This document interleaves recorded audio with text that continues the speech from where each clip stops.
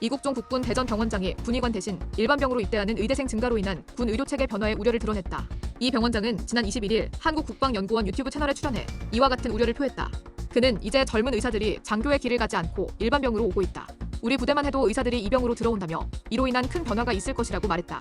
이어 이들에게 의료 업무를 시키고 싶어도 법규나 규정 때문에 많은 책임을 지울 수도 없고 이들 또한 빨리 복무를 마치고 나갈 테니 단순 업무를 달라고 한다고 전했다. 그러면서 오히려 장교들보다 병사들에게 근무 시간에 대한 배려나 휴식이 보장돼 있어 군의관으로 오려는 사람들 자체가 없다고 지적했다. 이에 이 병원장은 군 의료 공백을 막기 위해서는 예비역 제도 등 방안 모색이 필요하다고 강조했다. 그는 우리처럼 징병할 수 없는 외국은 예비역 제도를 잘 이용하고 있다며 미국 같은 경우 나를 가르치셨던 교수님은 4번이나 파병을 가셨고 전역하더라도 국가에 부름이 있다면 콜업돼 현장에 배치된다고 설명했다. 이러한 예비역 제도가 잘 마련되지 않으면 큰 위기가 닥칠 것이라는 게 이 병원장의 설명이다. 이 병원장은 일반인이나 군인을 치료하는 프로토콜이 차이가 나지 않는다며 결국 민간 의료에 고도화되어 있는 부분을 군 의료와 같이 공유하는 등 민간과 군 의료의 경계를 점점 없애버리는 게 군 의료로서 정말 가지고 가야 하는 것들이라고 역설했다.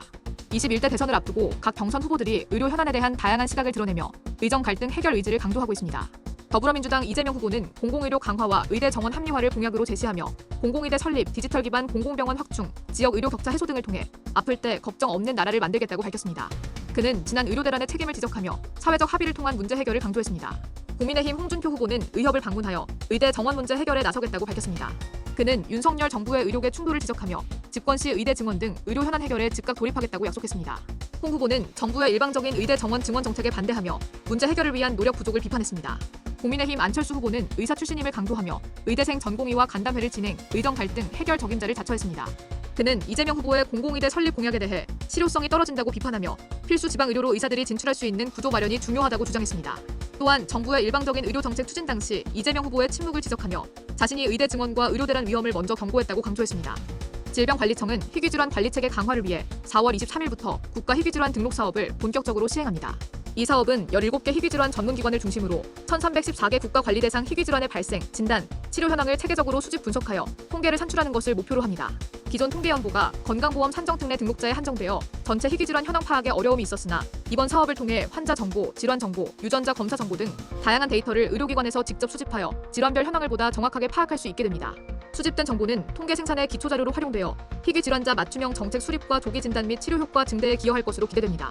질병청은 사업의 원활한 수행을 위해 한국보건의료정보원을 희귀질환 등록 사업본부로 지정하고 등록 관리 시스템을 개발했으며 식약처와 협력하여 희귀의약품 정보도 시스템과 연계했습니다.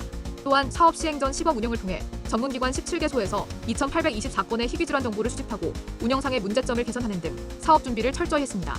질병청은 등록 지침 및 시스템 매뉴얼 배포, 의료기관 대상 설명회 및 교육 등을 통해 통계 품질을 높이는 데 주력할 계획이며 관련 자료는 희귀질환 헬프라인에서 확인할 수 있습니다. 보건복지부는 4월 23일부터 6개월 동안 건강보험 요양급여 비용을 허위로 청구한 9개 의료기관의 명단을 공개합니다. 대상은 의원 5곳, 치과의원 1곳, 한의원 3곳입니다. 명단은 보건복지부, 건강보험심사평가원, 국민건강보험공단, 각 지방자치단체 및 보건소 홈페이지에서 확인할 수 있습니다. 공개 대상은 거짓 청구 금액이 1,500만 원 이상이거나 총 요양급여 비용의 20%를 넘는 기관입니다. 선정 과정에는 건강보험공표심의위원회의 심의가 있었습니다.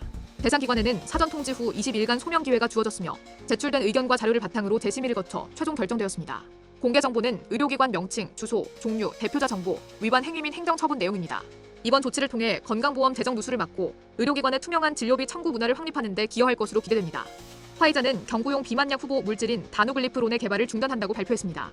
이는 임상 시험 도중 일부 환자에게서 간 손상 가능성이 나타났기 때문입니다.